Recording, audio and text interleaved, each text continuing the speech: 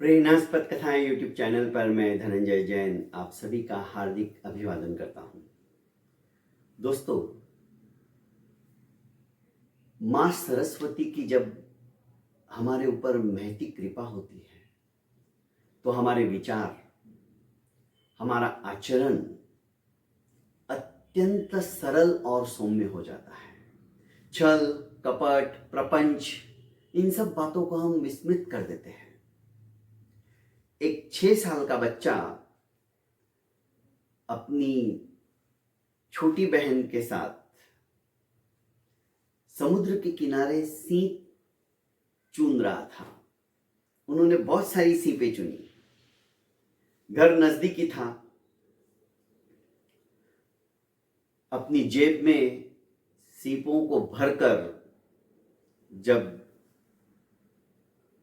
अपनी बहन का हाथ पकड़कर ये जाने लगा तो रास्ते में बहन ने अपने भाई का हाथ छुड़वाया और एक दुकान के सामने खड़ी हो गई।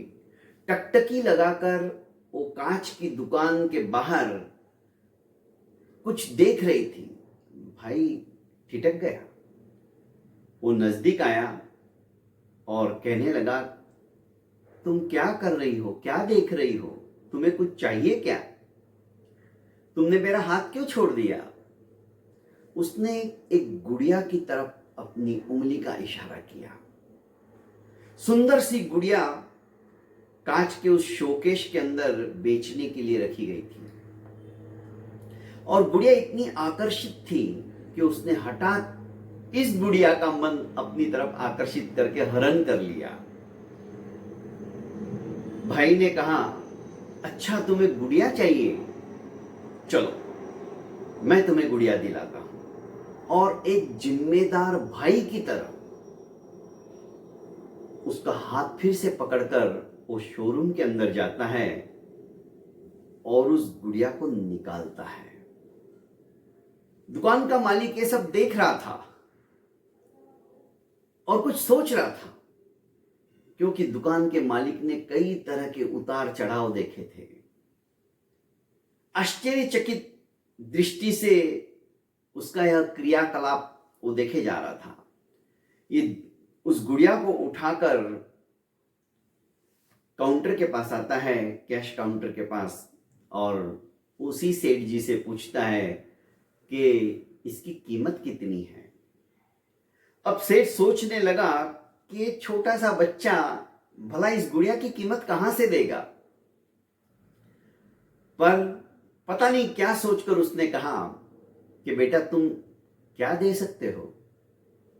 तुम्हारे पास कितने पैसे हैं?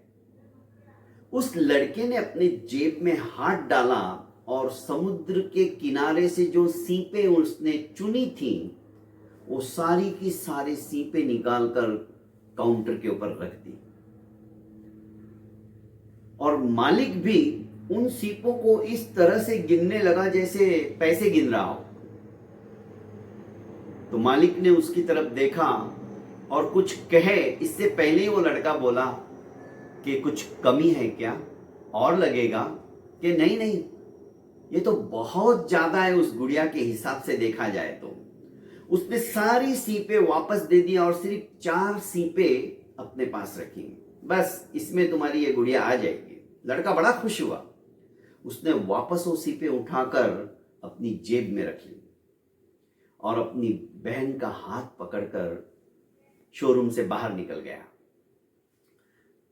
शोरूम का जो नौकर था उसने मालिक से कहा कि मालिक, आपने इतनी महंगी गुड़िया सिर्फ 4 सीप लेके उसे दे दी और ये सीप तो हमारे लिए कौड़ियों के बराबर भी नहीं है।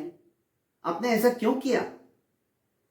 उस मालिक ने कहा, जिसके ऊपर की मां सरस्वती की असीम अनुकंपा थी, बस हमारी भी बुद्धि ऐसी ही बनी रहे, ऐसी निर्मलता हमारे मन मस्तिष्क के अंदर छाती रहे ताकि हम किसी के भी भावों को समझ सके और उसके भावना अनुरूप कुछ ना कुछ अनुदान कर सके। आगे बताऊंगा ये अनुदान कैसा हुआ। मालिक ने उस नौकर से कहा कि देखो, आज वो बच्चा 4 सीप क्या होती है नहीं जानता है और पैसों का मूल्य क्या होता है ये भी नहीं जानता है। उसे सिर्फ अपनी बहन की भावना, अपनी बहन की इच्छा, उसको पूरा करने का एकमात्र जिम्मेदार भाई की तरह दिमाग के अंदर घूम रहा था। यही सवाल कि मैं अपनी बहन को क्यों नहीं दिला सकता हूं। बच्चा जो देखता है वही करता है। माँ बाप उसके साथ ऐसा ही करते थे। उसने सोचा आज मेरे मम्मी पापा मेरे साथ में नहीं है तो मैं बड़ा हूं, तो मेरा फर्ज है, मेरा कर्तव्य है कि मैं अपनी बहन की इच्छा की पूर्तता करूं। और उसने एक जिम्मेदार भाई की तरह पैसे नहीं होते हुए भी देने की भावना तो है उसकी, उसके पास उसने जो मेहनत से समुद्र किनारे जाकर जो सीपों को इकट्ठा किया था वो किसी पैसे से उसके लिए कम नहीं थे। पर वो पैसा नहीं है इस बात को आज नहीं जानता है। पर जब बड़ा होगा और उसे याद आएगा, अरे मैंने तो सीपों के बदले में मेरी छोटी बहन को इतनी महंगी गुड़िया दिला दी थी, और आज संसार यही कारण है कि ऐसे लोगों से टिका हुआ है, नहीं तो संसार तो रसातल में पहुंच जाएगा। ऐसे अच्छे लोग भी हैं, उसके अंदर, उसके मन में सकारात्मक सोच जागृत होगी और वो मुझे भी याद करेगा और अपना जीवन भी इसी तरह से सकारात्मक विचारों से यापन करने की कोशिश करेगा। क्योंकि ये सकारात्मक विचार तभी आते हैं जब मां शारदे की कृपा होती है। नहीं तो हम हमेशा दूसरों से लेना जानते हैं, देना नहीं जानते हैं। आज जब बड़ा होगा और इसके मन में आएगा कि नहीं, वो व्यक्ति, वो सेठ, वो शोरूम वाला धन्य है उसे, उसने मुझे फटकार के भगाया नहीं।